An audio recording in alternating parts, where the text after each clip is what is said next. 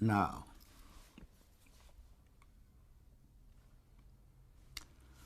we had over years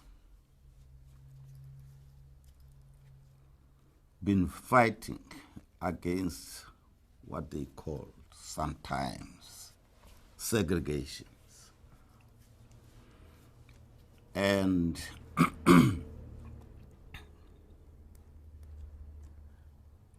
we had been fighting against individual laws which were very oppressive. Going back to the Act of Union, now there's the whole pile of those laws, the worst of which came during the decade of the 20s.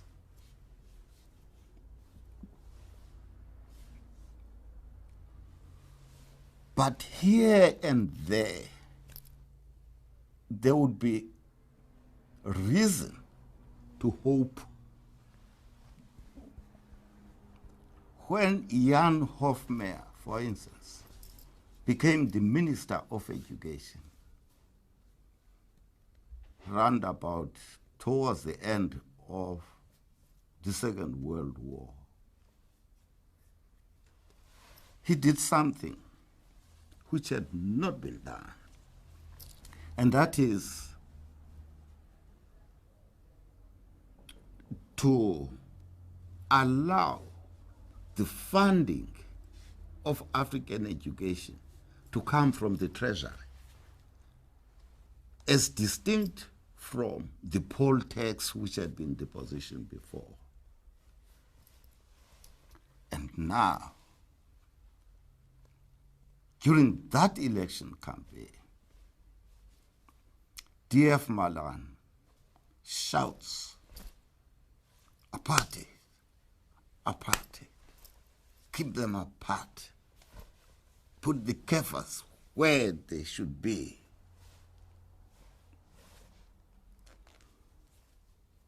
And it was after the Second World War. I was one of those who opposed the recruitment of Africans to serve in the Second World War. I lost. Now, and we lost a lot of people in that war, as we did in the First World War. And we got nothing out of it. But there was still hope.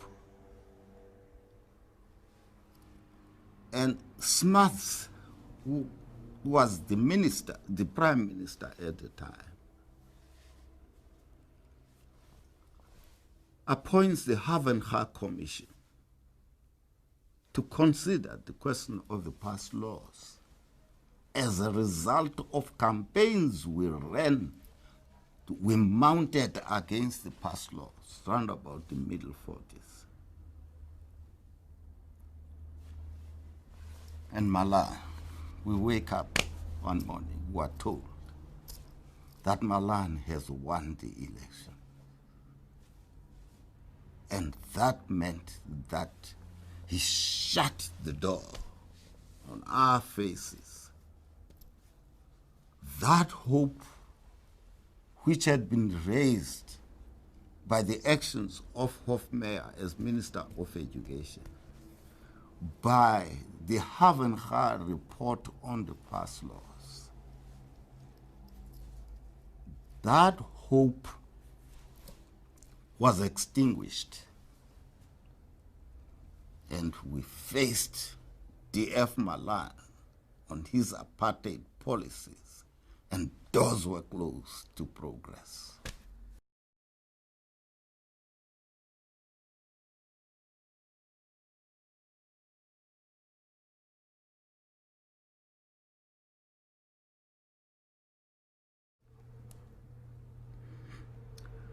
By 1907, it had become quite clear that both the Boer and the Britons were agreeing to form one government over the whole of South Africa, but on the understanding that the Africans would be kept out of the franchise. And so, therefore, 1909, you get the National Convention by the whites. But in 1909, also the Africans form a convention, as a result of which they sent a delegation to England to persuade the British government not to sign the Act of Union, which then was a bill. And one important feature of that is that a decision was taken that there was to be a committee which would continue to be in existence after 1909, which was led by Walter Hobson. And so the Union of South Africa was formed, and the Africans were kept out of it. And those in the Cape, that means for the franchise in the Cape, the door was left ajar to get rid of it at some stage. And so they did in 1936, and that door was closed. And then by 1912, or from 1910, the Africans were canvassing amongst themselves the formation of an organization which they regarded as a parliament for Africans, in contrast to the parliament which had been formed by the whites in 1910. And so the African National Congress was formed.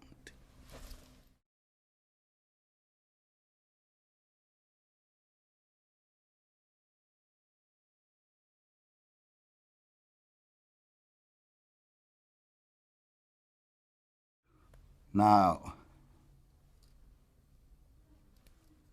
this was an act of dispossession. The act was, in fact, finalizing a process that had already taken place, because at the end of the wars of dispossession, the Africans had been driven back into the areas where, by 1910, they were, and where today they are as Bantustans. They had already been driven back into those areas. And then, in 1913, the government legalizes what already was the position in practice. And it had been led during the period between 1910 and 1913. All political parties, white political parties in the country, were agreed on this. And the main argument that was used was that of squatting by Africans on what they regarded, the whites regarded as white areas. Now, and those farmers who allowed Africans to operate as farmers in the white areas were said to be farming Kefas. That's what's the history of South Africa. So this campaign was whipped up by the whites must remember that by 1912, JBM Herzog is Minister of Native Affairs. And he is trying to pilot this bill. Ultimately, he didn't pilot it. Someone else piloted it through Parliament. And it is that law is coupled to two other laws which were passed in 1911, Native Labor Regulation Act and the Mines and Works Act. Now, this trilogy of legislation fixed what ultimately became the parameters of segregation and ultimately apartheid.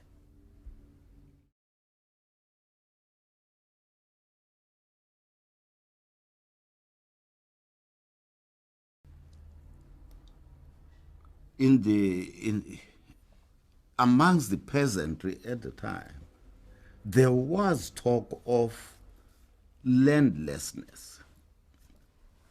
And it was obvious. And I mean, even as a youngster, I saw it myself. And I saw in practice how the Glenn Gray Act worked. I didn't know it came from the Glenn Gray Act, but I saw the practice of it. That in the surveyed areas of the Transkei,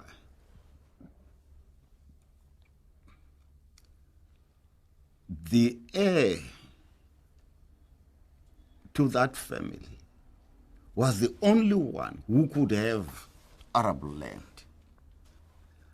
so that the other 3 or 4 sons had to find a way of living. And invariably, they went out to work. And this also links up with the migrant labor system. They were forced to go out to seek work outside the reserves. But then the law made it impossible for them to settle where they were working. It pushed them back. And another argument which now flowed out of this process was that the mining and the mining magnates had to rope in economists to write up the theory of the migrant labor process. And they developed a theory. And I'm surprised that this never received much attention. It developed a theory of the backward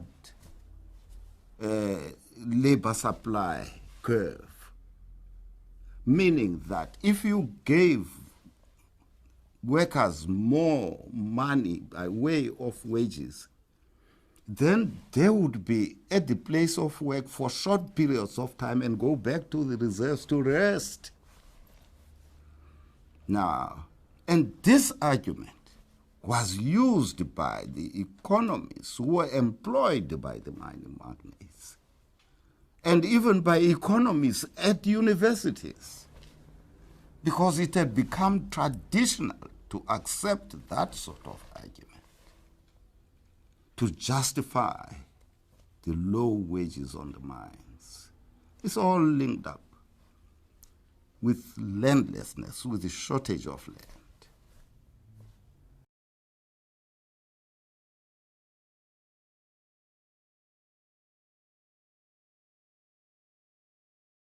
It was before there were the African townships like Soweto. I used to live in town with my sister in city and suburban in Johannesburg. You should know that. Now, And those days, there was prohibition of liquor amongst the Africans. And there were the pass laws. And where we lived, there would be a cottage, this street, that street, and sort of back-to-back arrangement of houses facing that street and facing this street.